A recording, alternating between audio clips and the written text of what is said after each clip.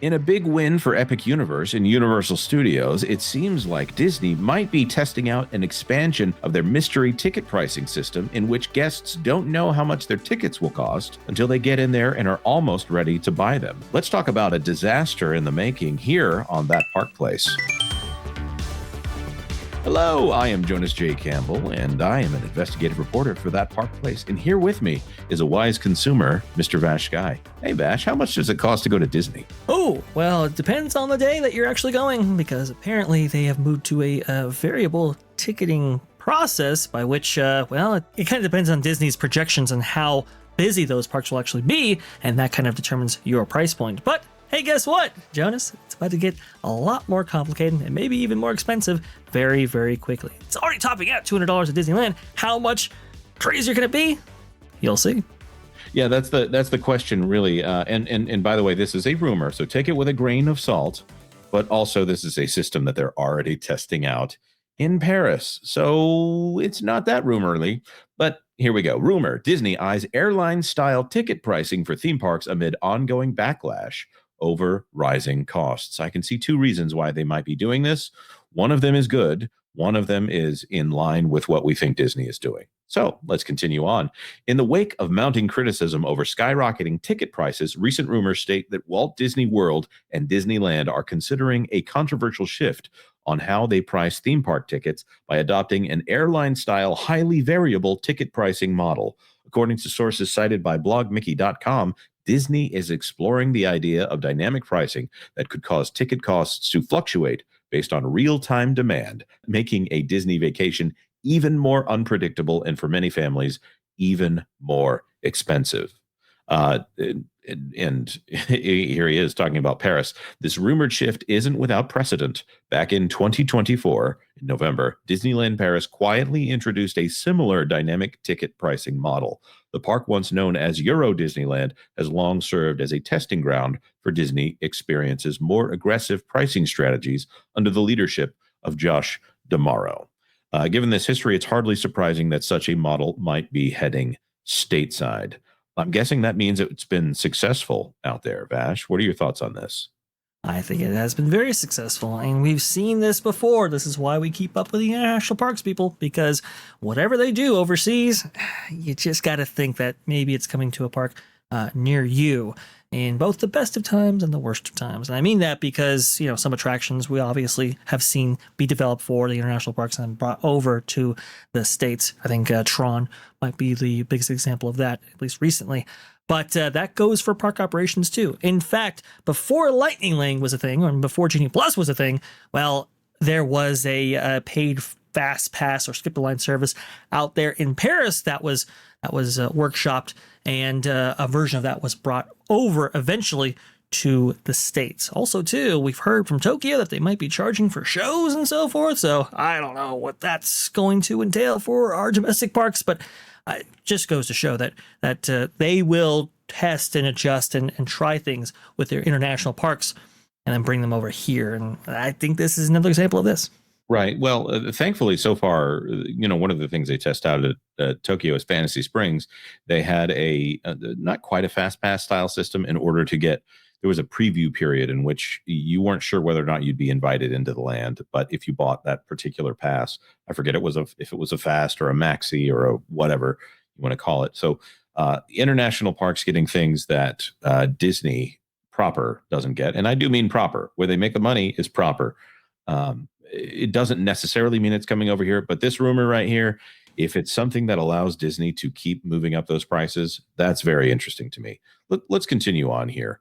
The system at Disneyland Paris allows ticket prices to shift not just based on traditional seasonality, but also fluctuating daily demand. Essentially, prices can change anytime from when tickets are first released, often more than a year in advance, until the moment a guest clicks purchase. What this could mean for Disney parks in the U.S. If Disney decides to implement this model at Walt Disney World and Disneyland, it will mark a significant change in how guests plan their vacations. Currently, ticket pricing is influenced by factors like seasonality and peak periods, but the new model could introduce even more variables. Under this rumored system, the price of a park ticket could still be set based on seasonality when first released. However, It would then fluctuate over time, increasing or decreasing based on real-time demand. Popular dates could see prices skyrocket overnight, while less in-demand days might see small drops. The only way for guests to lock in a price would be to purchase tickets early, forcing families to plan trips further in advance to avoid unexpected price hikes. And that is, I just think, even more of a problem for Disney at this point. I'm very frustrated, of course, with Disney. Like, they keep doing e-ticket attractions, and they don't seem to be very good at building reliable e-ticket attractions where they could just announce them and then move on from repairing them. We are seeing some signs that they are repairing the rides. That $60 billion in turbocharging, which doesn't really amount to that much money when you think about how many parks they have and how many years they planned on spending it. But call me crazy. I would prefer a bunch of really great C-ticket attractions here, something more mid-level that keeps the family occupied for most of the day, and a couple of e-tickets here or there. I don't need to be wowed continuously. I need to be having a good time with my family at the park. But the current system requires constant reinvestment in a way that is apparently untenable for these broken down theme parks. And so they need these tickets to be as high as possible, and I mean really as high as possible, to keep people going to the parks. Right now, they're so high that we're not sure that people are still going to the parks. Vash, you have anything you want to weigh in on here? Oh, I mean, you're already talking about a system that is unbelievably complex. And we can just see that right there, what the current multi-day ticket pricing looks like for Walt Disney World. First of all, like I said, very complex. They've got surveys dating back years, and they've continuously seen that feedback from guests that they don't necessarily like how complex the average Walt Disney World Resort visit has become nowadays. But now, I mean, just in the wake, by the way, of that amazing Wall Street Journal article that went into the pricing structure and saw that Disney was leaving families behind when it came to the pricing strategy for their parks, now you want to do airline style pricing where it can change on a dime, and people, I guess, families don't really even know how much they're going to pay until they actually pay it. I think it's just a really, really bad move. It's certainly not guest friendly in that regard. And unfortunately, whenever Disney does something like this, usually other theme parks follow. So, we can probably expect to see this at maybe Universal, maybe some regional parks as well. And I think it's really tragic. I don't like this at all, Jonas, because I hate this. I will bright side this just a little bit, and I don't really believe this is what's going on, but I will try to bright side this. If Disney, if they are wanting to, without terrifying shareholders, say that they're going to be lowering ticket prices, okay, this is a way that they could do that. They're currently getting $450 for Magic School Pass for Lightning Lane Premier Pass over there at Magic Kingdom right now. And maybe they could switch off multipass if they're making so much money on Premier Pass that is purchased by enough people that it doesn't affect the regular guest. And that's really been the problem with Lightning Lane right now, is that it has caused a situation where in the past we've seen lightning lanes that are longer than the standby lanes, creating a system where the lightning lane becomes the normal lane, and then the standby lane becomes the slow, too bad you didn't pay for the lightning lane. So if they get rid of multipass and keep the premium pass people paying the exorbitant prices, that means there's less of them. They're making as much money as 10 multipasses, and people can just go through. With something like this, if they want to put cheaper days on the books without having to announce to a site that might like maybe a website or a channel that's talking about when they lower their prices as a sign of weakness, if they want to do that by offering days that are in the dumps as far as the reservation system goes, and say, okay, if you're going to show up on this day, it'll be this much, and have that be something more reasonable, like $100 per person instead of $200 per person, which is what it is on the peak days here. Or, this has also gotten rid of some of the days where gone are the days where you could just buy a ticket and then show up on any given day, which is a disaster when you think about it from Disney's side, because it costs them more to run on the days that more people want to go there.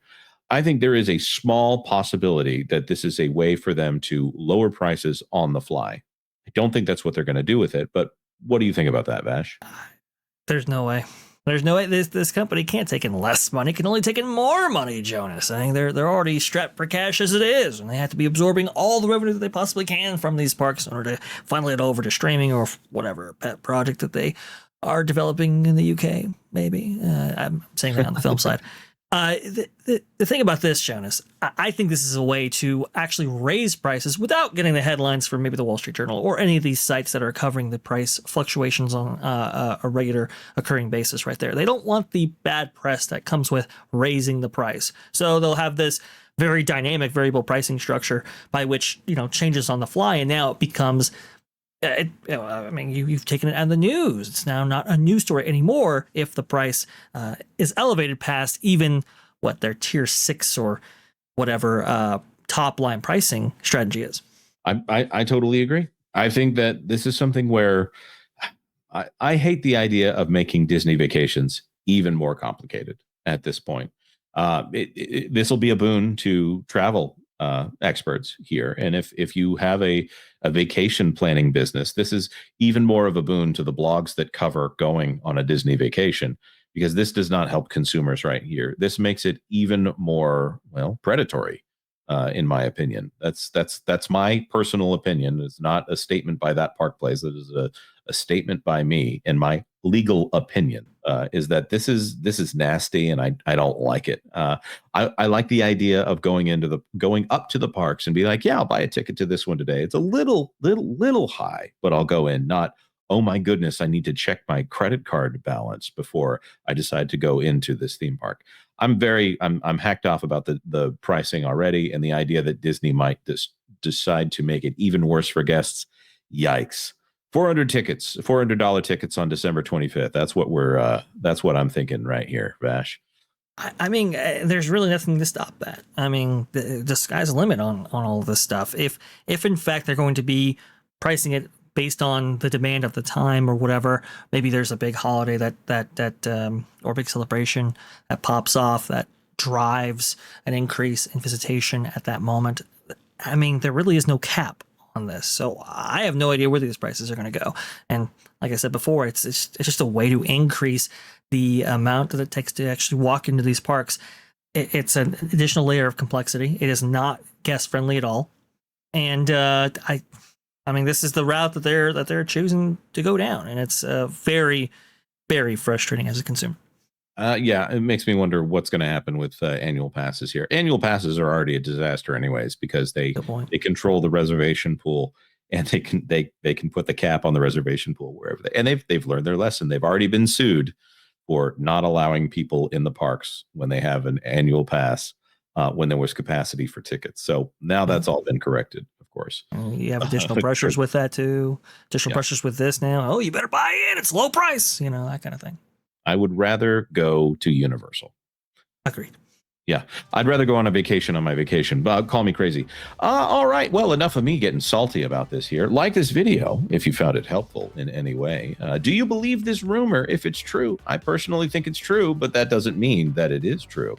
This is to be taken with a grain of salt. Will Disney be bringing this system from Disneyland Paris over to the United States? That was beautiful, Vash. Thank you very much. And of course, if you haven't done it yet, consider subscribing to That Park Place for all the news that should be fun. Thanks for watching That Park Place News. For more information, consider checking out www.thatparkplace.com. And don't forget to subscribe, share, like, and send this out on your favorite social media accounts.